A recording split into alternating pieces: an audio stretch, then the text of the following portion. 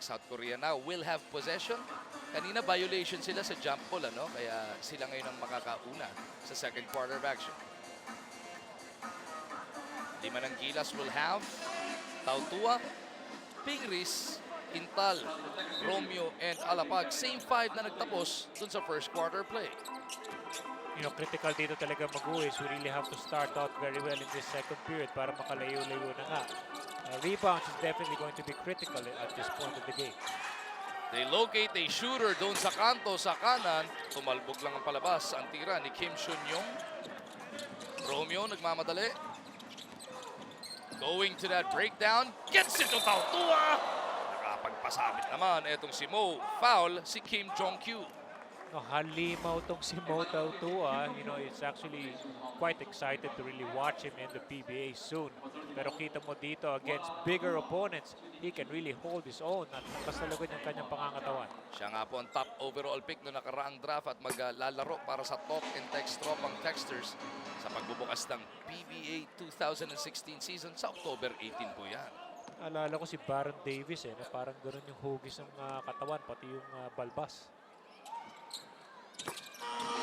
Tautua makes it a 3-point lead para sa Gilas, Pilipinas.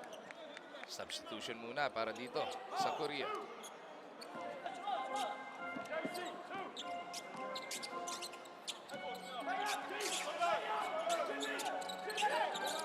Park gets it over to the corner. Gusto nilang atakin, depensa. Di Tautua, kagabi nag-foul out siya. Baka gusto nila ma-foul trouble ulit. Ngayong evening naman na ito, Tautua para sa board. Pushes it up. Alapag on the move. Pingris to an open Intal. In and out para kay JC. That would have been a great extra pass.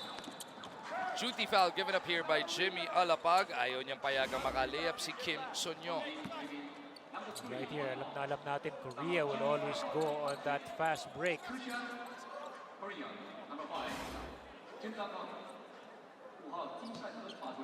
Barely a minute into the second quarter of play.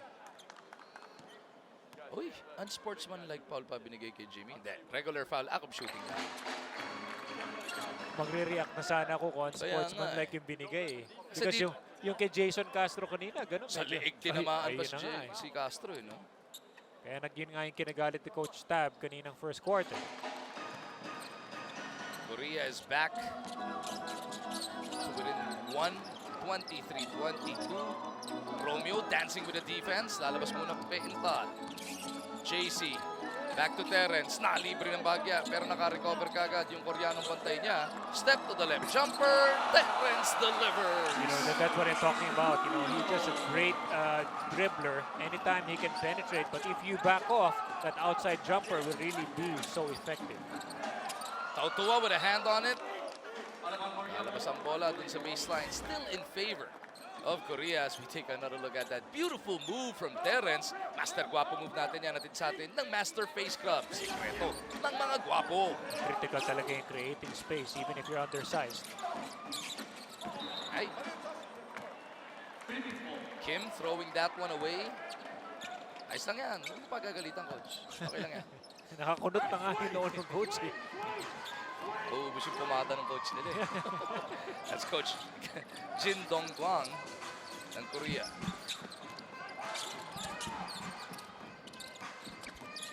Mula sa kanan, Intal has it stripped away. Traveling. Oh, sir, nadulas ka mag-isa. Nagagalit na yung coach. But that's a good break for us because maganda nga rin yung pagkakasundot niya ng bola ng kay JC. Timeout requested here by Coach Tab Baldwin.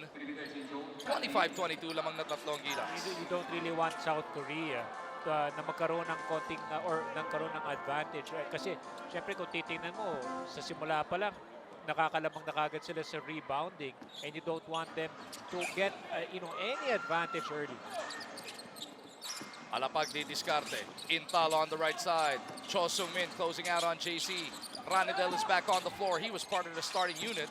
Intal drops it off. Pingris sobra. Bothered by the defense of the Koreans.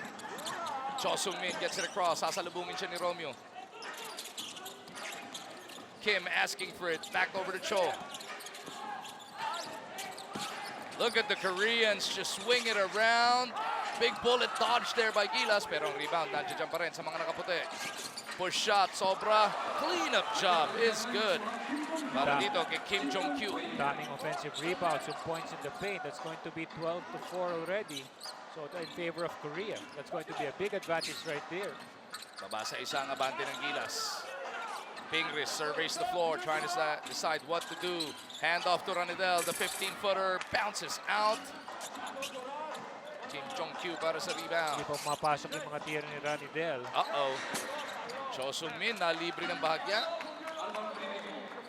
Swerte na lang tayo doon at nag-libre siya. They are getting their looks. They are getting open looks. Ang mabigat pa doon, they are getting their good, they have good looks, shooting the ball. Of course, Jordan Clarkson right there. Pero yung rebound, nakakakuha sila ng extra possessions doon and an easy follow-up. Jason Castro back in the fold. Pinagpahinga muna si Terence Romeo. Ranidel di diskarte. Goes cross court to Jimmy. Shot clock is at 5. Pull-up jumper. Intal could not deliver.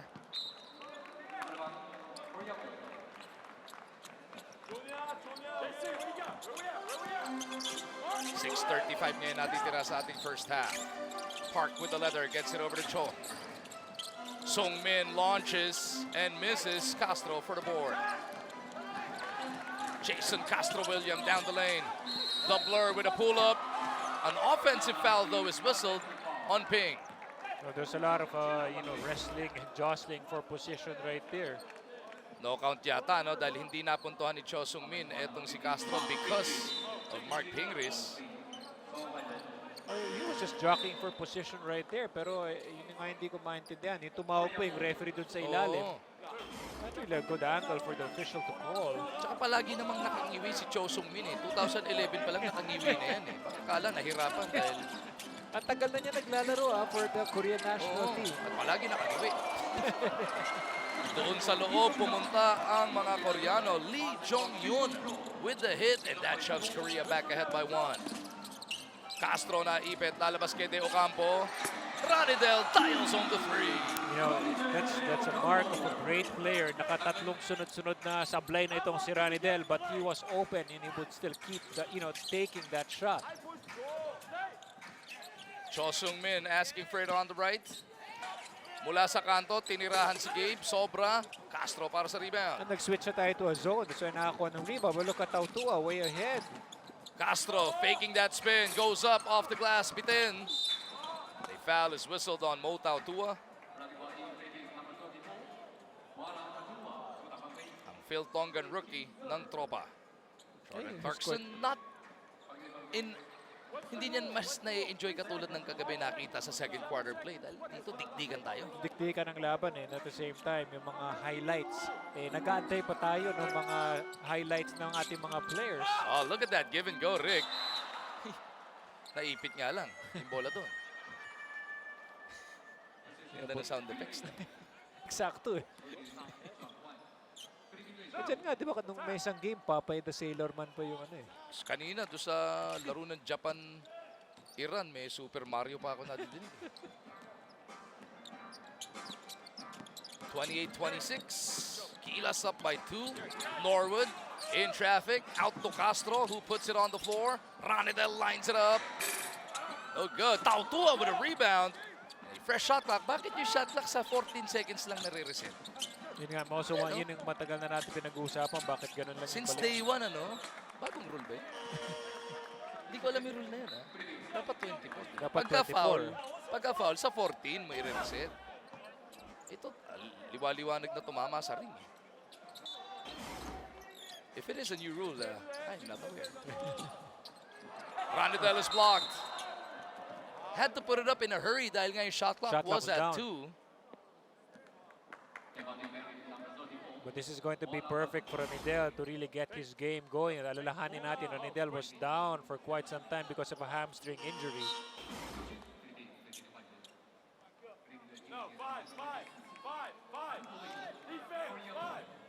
Tautua to the bench. Tatlong personal foul na para kay Mo. Just like last night, he is in foul trouble. At yun nga yung inasinta talaga, no, na itong Korea. Inatake itong si Tautua. Cho Sung-min gets it over to Park. He goes cross court to the left. Oh, nice power drive there by Kim Jong-kyu. He's fouled. Their big man can also put the ball on the floor. This is the perfect time. Kita mo yung kombinasyon ni Coach Tab sa loob. Last night, napansin nga natin, you had Sanitos, Asi, and even Tautua. Nagpapalitan sila at center position. Bihira natin makita tong limang ito. These are all, they're actually playing small ball because you just want to see if this will work at this particular time.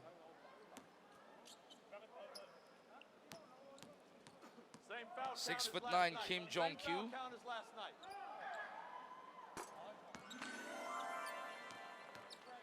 Takes care of the first free throw.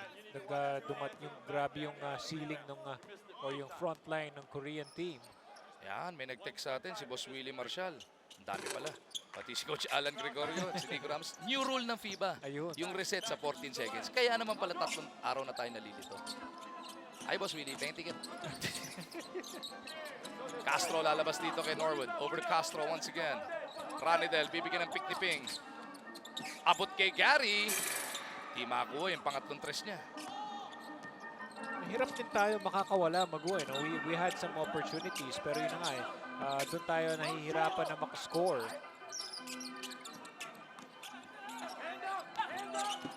Coming up on 4 minutes remaining in this first half. Ranidel, pinituan ng foul. Yun ang naririnig natin on the sidelines. People are shouting, hand up, hand up.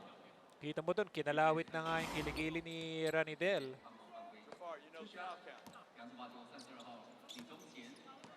So normally, what you normally do to adjust with the kind of officiating that you have, you just have to put your hands up. Because once you put it down, ginagawa nila, pinapasok yung kamay nila dun sa ilalim ng braso. That's why natatawagan ng foul.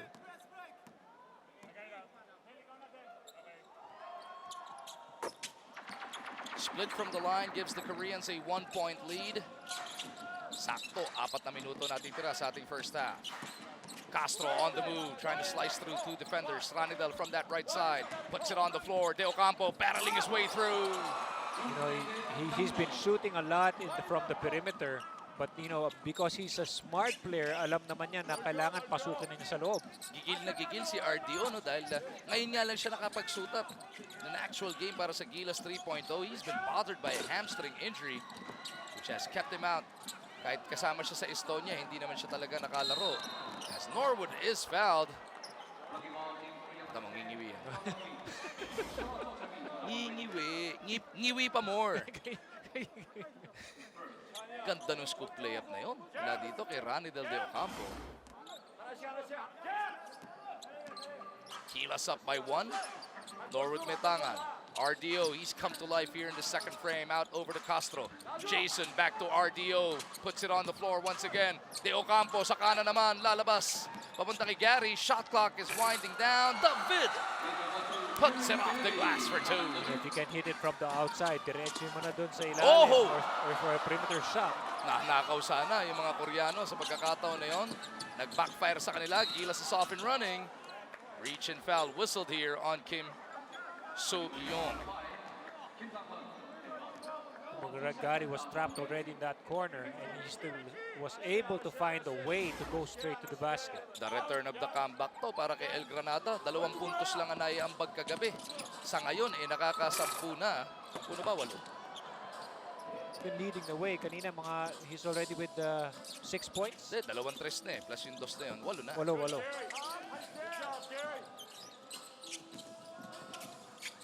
Park tatanggap. Nabitawan. Gary David right on him. Shot clock is at 7 para dito sa mga nakaputi ng South Korea. Long bomb from top of the key is good mula kay Kim So-young. Kahit kailan talaga, hindi ka pwede mag-back off. But they also have good dribbling skills to get you off. Ranidel babawi. Couldn't get the bounce. Pingris couldn't hang on to that rebound. Yan ang value ni Mark Pingris. Kita mo, he's always battling for those offensive rebounds. 6'9" yung kanyang kalaban. Si Ping is around 6'5".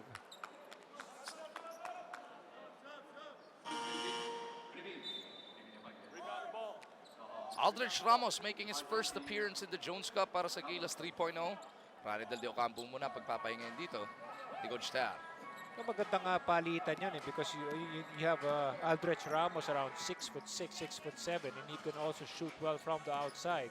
Maganda mabigyan siya ng exposure ni Coach Tab para makita nga niya yung adjustment ni Aldrich from, sa paglalaro sa Jones Cup. Cho Sung-min stopping on a dime. Just when he thought he got the drop on Gabe, sinalubong naman siya ng interior defenders ng Gilas. That's great defense right there because there's a drop-down defense on that possible drop pass na gagawin sana ni Cho Sung-min dun sa ilalim kay Lee Jong-yun. Outside jumper, in and out. Para dito kay Kim. Gilas looking to reclaim the lead. Norwood in the front court. Pepreno on top of the key. Norwood waiting for some motion. They go to Ramos. Baseline jumper is out. Wala na pong 2 minuto natitira sa ating first half. Cho Sung-min. Oh, what touch passing displayed here by the Koreans. Nalit yung cutting drop pass doon. That's why nalibre sa ilalim. Lamang ang Korea, 34-32. All indications we got another classic Korea-Philippines ball game on hand right now. Pingris in the lane. Puts one up with one hand, trying to battle for the offensive glasses. Ramos. The Koreans are off and running. Apat na defender ng Gilas. Cho Sung-min bounces it inside. What execution here by the Koreans. Lee Jong-yun with a finish. They've been really great at that. Once they come off that two-man game, yung mga slide, passing inside, that's the expert, dyan magaling ang South Korea. Already is the biggest lead of the game para dito sa Koreans. 4 na puntos as Gary misses from the elbow. Ramos inside with a putback. Yeah, you got to admire Aldrich Ramos. He's a guy who shoots well from the perimeter, pero dito nakikipagsalyahan siya, makakuha ng offensive rebound together with Mark Pingris. Yun yung binabanggit mo, no? Hindi mo matatawaran yung length na binibigay sa'yo nito ni Aldrich Ramos. So that's one of the reasons why he's there. He can shoot well from the outside. And then also one of the original pool members ng Gilas 1.0. David with a rebound, looking for the last say of the first half. Castro for the tie. Hindi kumapit yung Pectus sa reverse niya. Ball batted back by Norwood. That Hail Mary is going to be no good. So it's going to be a 2-point game at the half. Ang Korea po abante, 36-34.